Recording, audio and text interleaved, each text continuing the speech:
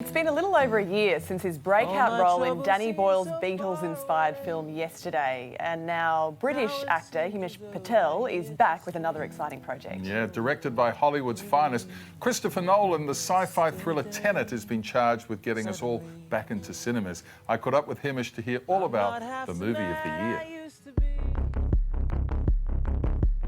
Hey, I love this film. I mean, it's incredible. You've got 20 seconds to explain it to me. Your time starts now. It's about this protagonist played by John David Washington, who is drawn into a conspiracy, and he's armed with one word, which is Tenet, the title of the movie, and it leads him into worlds you could never possibly imagine. That's a good start. What are these villages like us? Travelling forwards through time. The other one's going backwards.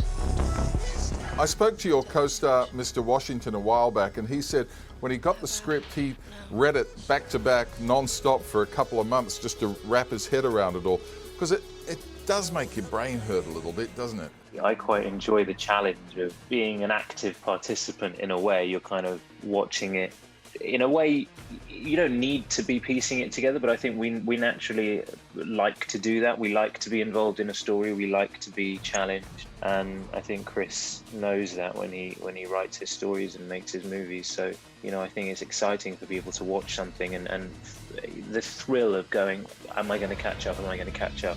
Because this thing is moving at such a pace as well. You want to crash a plane? Well, how big a plane?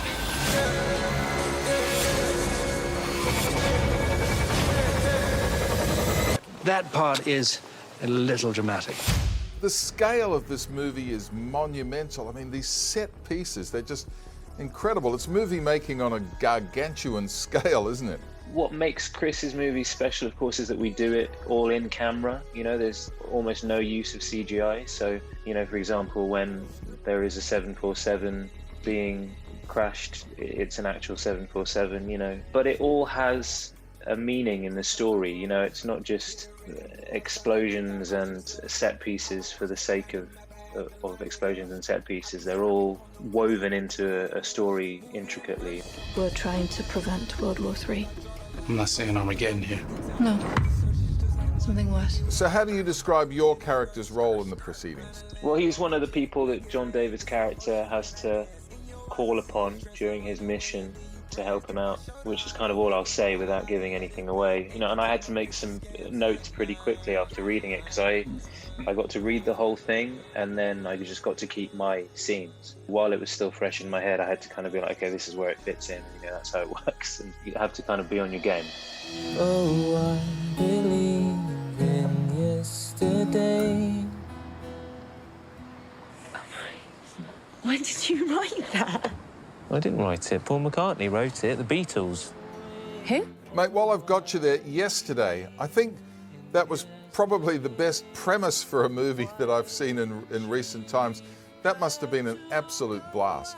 Oh, it really was, yeah. In a way, it kind of prepared me for doing something like this. If I'd leapt straight onto something like Tenet, I would have probably been a bit like, but, you know, to do a movie like Yesterday and have those set pieces in movies like that, and in a way be the centre piece of a film like that was an amazing experience and prepared me well.